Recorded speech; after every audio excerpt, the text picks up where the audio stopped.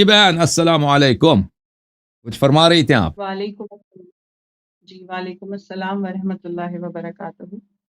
اب میرا سوال یہ ہے آغا صاحب کہ جو مسلمانوں کے بیسک فرقے ہیں دو طبقوں میں بٹے ہوئے ہیں، دو حصوں میں بٹے ہوئے ہیں، اور بیسک کانفلکٹ ان کا جو ہے وہ مولا کی ولایت کے اوپر ہے۔ ہوں تو جب پروردگار عالم نے ہر چیز کی گواہی دی ہے قرآن میں، ہر چیز کا ذکر موجود ہے، جناب موسیٰ کے وسیع کا ذکر ہے، تو رب کائنات نے رسول کے وسیع کا ذکر قرآن میں کیوں بیان نہیں کیا کھلے انداز میں؟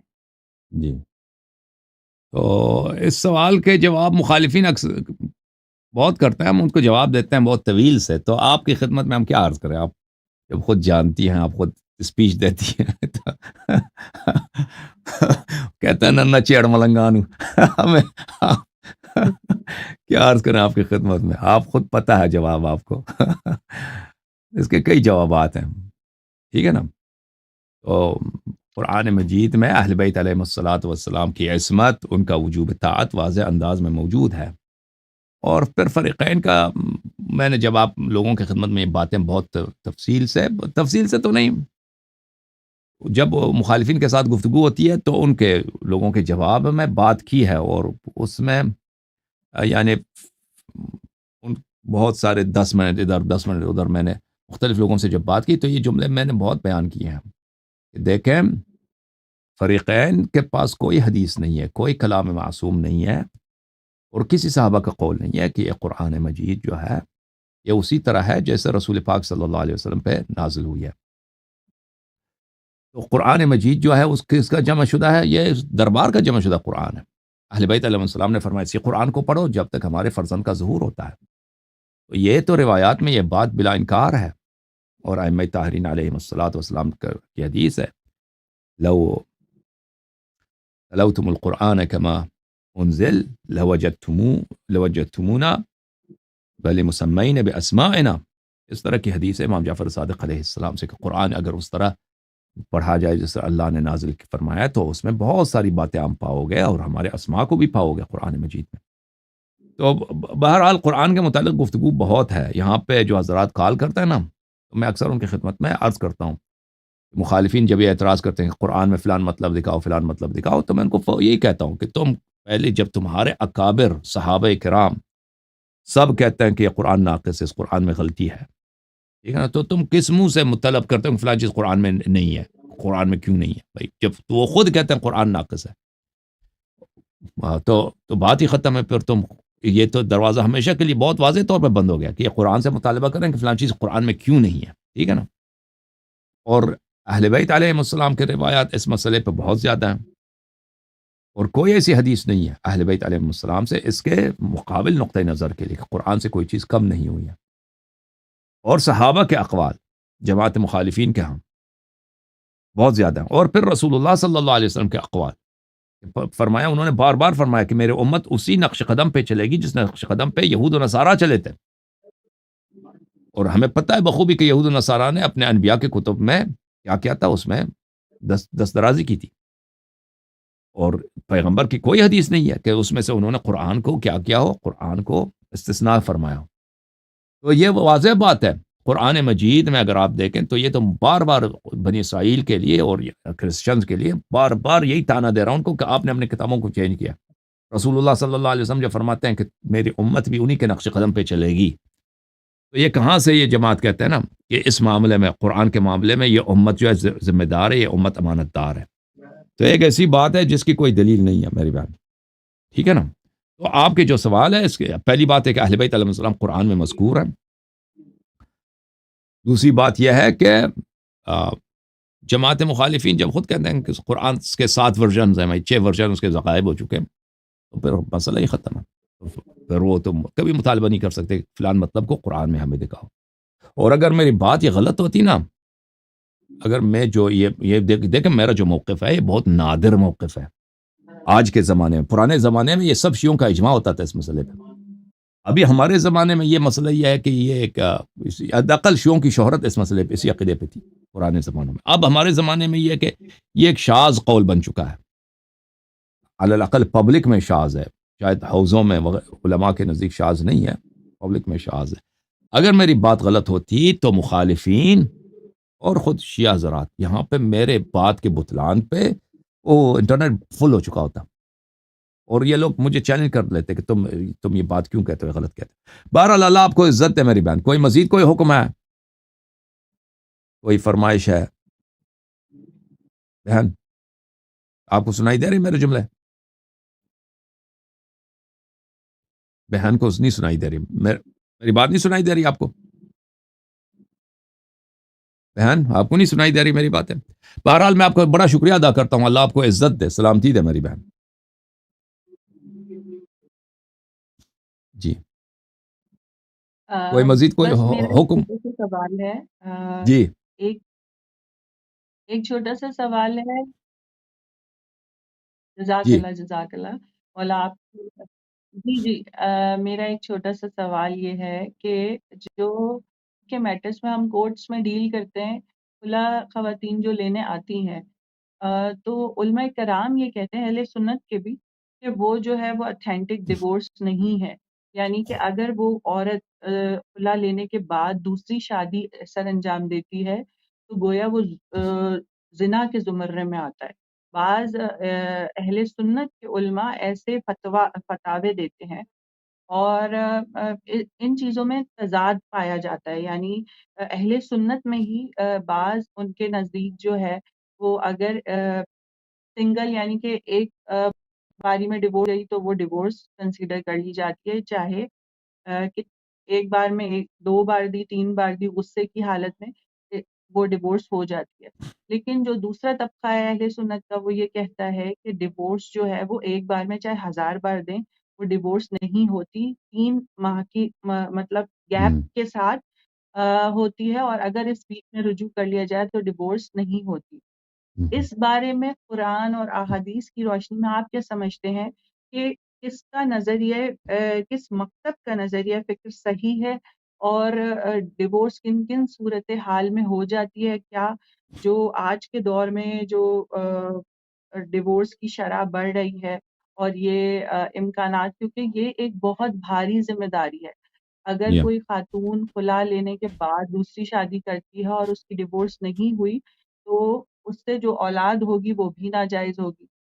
اس بارے میں قرآن کیا کہتا ہے، اور آپ کیا سمجھتے ہیں کہ کس کا مکتب کا نظریہ فکر اتھینٹک ہے، کس چیز کو جو قرآن کے مشابہ ہے، یعنی کہ قرآن کی آیت سے دیکھیں کانفلکٹ نہیں کر رہا؟ جی دیکھیں خلا ہے، ایک طلاق رجعی ہے، ٹھیک ہے نا، یہ دو مختلف چیزیں ہیں۔ خلا کی جو طلاق ہے وہ طلاق بائن ہوتا ہے، طلاق رجعی یہ ہے کہ مرد اپنی عورت کو طلاق دے دے، مرد خود طلاق دے دیتا ہے، اور اس کی شرط یہ ہے کہ وہ عورت طہر کی حالت میں ہو، اور اس طہر میں اس نے اس کے ساتھ ہم بستر نہ ہوا ہو، اور جب وہ ایک دفعہ کہہ دے یا 3 دفعہ کہہ دے یا 10 دفعہ کہہ دے، اس سے فرق نہیں پڑتا، وہ ایک ہی دفعہ کی گنتی ہوگی۔ یہ قرآن اور حدیث کی روح سے، مخالفین کے اپنے حدیث کی روح سے یہی ہوگی کہ وہ چاہے 10 مرتبہ بھی کہہ دے، 20,000 دفعہ کہہ دے، وہ اس کا کوئی اثر نہیں ہے، وہ صرف ایک ہی طلاق ہوگی، اور پھر وہ عورت عدہ نکالے گی، یعنی تین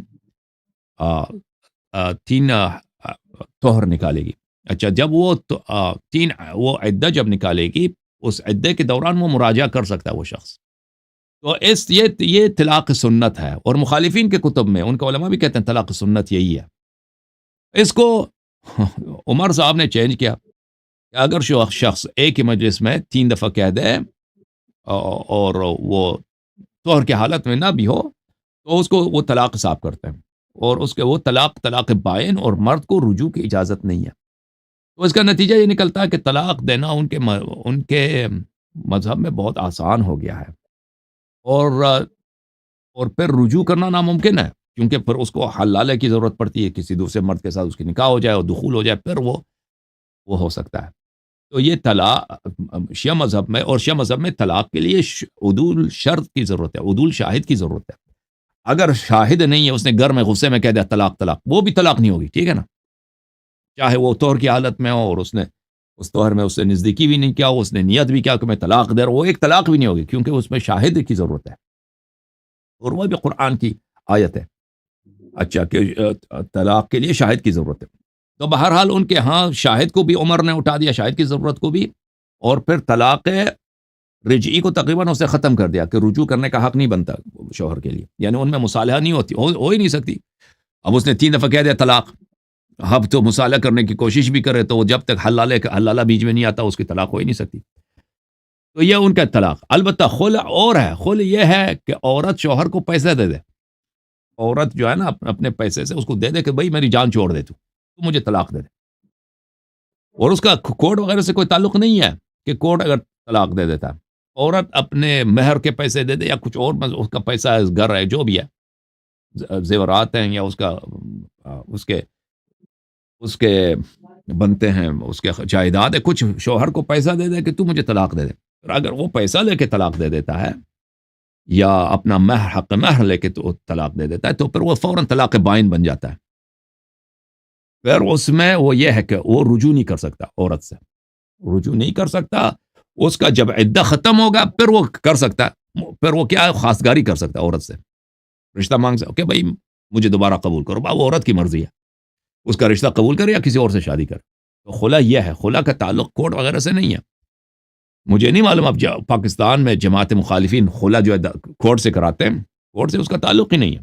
عورت، یہ مرد اور عورت کے درمیان ہے کہ عورت جو ہے مرد کو کنونس کر دیتی ہے کہ تم مجھے طلاق دے دو، بھائی یہ پیسے اٹھاؤ یہاں سے اور طلاق دے دو. وہ پیسے لے کے طلاق دیتا ہے نا. اچھا، کورٹ اب میں جو ہے وہ طلاق بالکل اسی میں نہیں ہوتی ہے کہ اگر عورت خلا لینے آ رہی ہے یا ان کی میوچل انڈرسٹینڈنگ سے ایک ڈیورس ہو رہی ہے، اسے مبارات کہتے ہیں، جس میں ان کے دونوں کی آپس کی جو باہمی مصالحت کے ساتھ دونوں ایک دوسرے کے ساتھ اچھے سے علیحدگی اختیار کر لیتے ہیں. لیکن صحیح. جو کورٹ میں خلا خواتین لینے آتی ہیں اس میں بالکل یہی ہوتا ہے اسلامک پوائنٹ آف ویو کہ اس میں وہ جو عورت ہے وہ اپنا حق مہر جو ہے وہ چھوڑ دیتی ہے، شوہر کو بخش دیتی ہے. یعنی کہ اگر اس کو حق مہر مل چکا ہے تو وہ شوہر کو واپس کر دیتی ہے، اور اگر حق مہر نہیں ملا ہے تو وہ اسے ایگزیمپٹ کر دیتی ہے. اس صورت میں کورٹ اس کو کھلا گرانٹ کرتی ہے. جی جی بالکل یہی ہے. یعنی ہمارے ہاں شوہر کو طلاق دینا ہوگا، یعنی کورٹ نہیں دے، کورٹ کا کوئی حق نہیں ہے اس میں. اگر کورٹ میں آ کر شوہر وہ طلاق دے دیتا ہے وہ الگ بات ہے. اگر لیکن کورٹ کی وہ کورٹ کچھ حساب نہیں، کورٹ کی کوئی شرعی حیثیت نہیں ہے، ٹھیک ہے نا. وہ شوہر کو کنونس کرنا ہوگا کہ شوہر اس کو طلاق دے دے. جی ہاں، آپ سے پہلے بھی ایک وکیل صاحب نے فون کیا، کال کیا تھا، ان سے بھی اسی مسئلے پہ بات ہوئی تھی. بہن خلا کے معاملے میں دیکھیں، خلا تو عورت اسی وقت لیتی ہے نا جب شوہر طلاق نہ دے رہا ہو اور اس کے ساتھ خاتون کا اپنے مرد کے ساتھ رہنا اسلامی حدود کے تحت ناگزیر ہو جائے. جی اس بالکل صورت میں وہ خلا کی ڈیمانڈ کرتی ہے. جی اور اسلام نے بھی جو اگر آپ نکاح نامے پہ غور کریں تو اس میں بھی عورت کے پاس ڈیورس آف رائٹ موجود ہوتا ہے، جس کو کالم مولوی حضرات جو ہے وہ کٹوا دیتے ہیں، جس کے تحت جو ہے وہ خاتون جو ہے وہ مرد کو ڈیورس دے سکتی ہے. لیکن خلا کے معاملے میں اس کا معاملہ برعکس ہے. میرا سوال یہ ہے کہ جو کورٹ سے خلا ہوتی ہے بعض علماء کرام کے نزدیک وہ ناجائز ہے، جبکہ جو اسلامک پروسیجر ہے جس میں خلا کے لیے جو ہے وہ مولوی صاحب شوہر کو بلاتے ہیں اور اس سے پوچھتے ہیں، ٹھیک ہے. لیکن اگر پھر بھی قرآن میں بھی یہ الفاظ موجود ہیں کہ اگر تمہاری عورت تمہارے ساتھ نہیں رہنا چاہ رہی تو اگر تم اسے نہیں رکھنا چاہ رہے تو اس کو خوش اسلوبی کے ساتھ، عزت کے ساتھ رخصت کر دو اچھے بالکل طریقے سے. صحیح ہے. تو اگر وہ عورت نہیں رہنا چاہ رہی تو کورٹ اس کی مرضی سے وہ کوشش کرتے ہیں کہ ان کے معاملات ریکنسائل ہو جائے. اگر پھر بھی نہیں ہوتے تو کورٹ دونوں کی مرضی سے یا خاتون کی مرضی سے، ان کے ہسبینڈ موجود ہوتے ہیں، کبھی موجود نہیں بھی ہوتے، حق مہر جو ہے اگر اس کو مل چکا ہوتا ہے تو وہ واپس کرواتے ہیں اور پھر کورٹ اس کو خلا کو گرانٹ کر دیتی. جی جی میں نے یہ نہیں، بہرحال ان کورٹس کی شریعت میں کوئی حیثیت نہیں ہے. اگر یہ امام علیہ السلام کی حکومت ہوتی ہے، ان کے کورٹس جو بھی کرتے ہیں وہ صحیح ہوتا ہے. ان کورٹس کی کوئی حیثیت نہیں ہے، یہ ریکگنائز نہیں ہے. تو خلا یہی ہے جو میں نے عرض کیا کہ پیسہ عورت دے دیتی ہے شوہر کو اپنا حق مہر وغیرہ، تاکہ وہ کیا کرے، وہ طلاق دے دے. اگر شوہر اگری کرتا ہے تو طلاق ہے. اگر وہ اس صورت میں نہیں ہے، ان دونوں کے درمیان بنتا نہیں ہے، تو وہ خلا نہیں ہے. وہ اگر کورٹ کو جانا پڑتا ہے وہ خلا نہیں ہے. ہمارے ہاں اس طرح ہے کہ وہ راوی حدیث کے پاس جائیں گے، وہ راوی حدیث جو حلال و حرام جانتا ہو، تو پھر وہ اگر عورت کی بات سنے گی، مرد کی بات سنے گا، وہ آدمی دونوں طرفین کی بات سنے گا، پھر وہ جو ہے وہ چاہے خلا نہ بھی ہو وہ طلاق دے سکتا ہے، ٹھیک ہے نا، وہ طلاق جاری کر سکتا ہے۔ لیکن خلا کے لیے میں نے جہاں تک میں نے ابھی ان ڈیپتھ اس کا بہت عرصہ وہ میں نے ان ڈیپتھ اس کا مطالعہ نہیں کیا ہے، خلا جو ہے وہی کہ شوہر اس کے لیے شوہر خلا دے دیتا ہے، میں نے جو دیکھا ہے، ٹھیک ہے نا۔ لیکن بہرحال یہ میرا اسپیشلائزیشن نہیں ہے، میرا تخصص نہیں ہے، مجھے ان ڈیپتھ دوبارہ پڑھنا پڑے گا کیونکہ بہت عرصہ وہ میں نے پڑھا نہیں ہے، تو اس کے احادیث میں دیکھ لوں گا انشاءاللہ تبارک و تعالی۔ جو مجھے یاد ہے کہ اگر فریقین میں، عورت میں اور مرد کے درمیان نزاع ہو اور ان کا جینا، مثلا شوہر جو ہے اس کا حق نہیں دے رہا، خرچہ وغیرہ نہیں دے رہا، عورت بھی جو ہے اس کے ساتھ رہ نہیں سکتی، تو اس صورت میں ان کا معاملہ جاتا ہے قاضی کے پاس۔ وہ قاضی یہ آفیشیل کورٹس نہیں ہے، وہ قاضی ہے امام علیہ الصلوۃ والسلام کی جانب سے۔ اچھا، تو وہ جو ہے وہ امام علیہ السلام کی جانب سے کون قاضی ہے؟ شیعوں پر راوی حدیث ہے، مجتہدین نہیں ہے، دوسرے نہیں ہے، روات احادیث ہے، محدثین حضرات ہیں۔ وہ عورت کو اس کا اتھارٹی ہے روایات میں، لیکن وہ خلا نہیں ہے، وہ بغیر خلا کے وہ طلاق دے سکتا ہے، طلاق جاری کر سکتا ہے۔ اوکے میری بات، جو مجھے آتا ہے وہ وہی ہے۔ بہرحال یہ میرا اسپیشلائزیشن نہیں ہے، جیسے میں نے عرض کیا، اس کو ان ڈیپتھ پڑھنے کی ضرورت ہے، پھر میں اگر اس مسئلے پہ پھر میں اظہار نظر کر سکتا ہوں کہ احادیث کیا کہہ رہے ہیں اس مسئلے پر۔ ٹھیک ہے، اوکے، تھینک یو سسٹر، اللہ آپ کو جزائے خیر۔ ٹھیک ہے سسٹر، بہت شکریہ آپ کا، اللہ آپ کو جزائے خیر دے، اللہ تعالیٰ آپ کو دین کی خدمت، منبر کی خدمت کرنے کی توفیق عنایت فرمائے۔ آپ کے سوالات سے سب مستفیض ہو گئے، بہت مہربانی، thank you sister, thank you, Allah آپ کو عزت، تھینک یو۔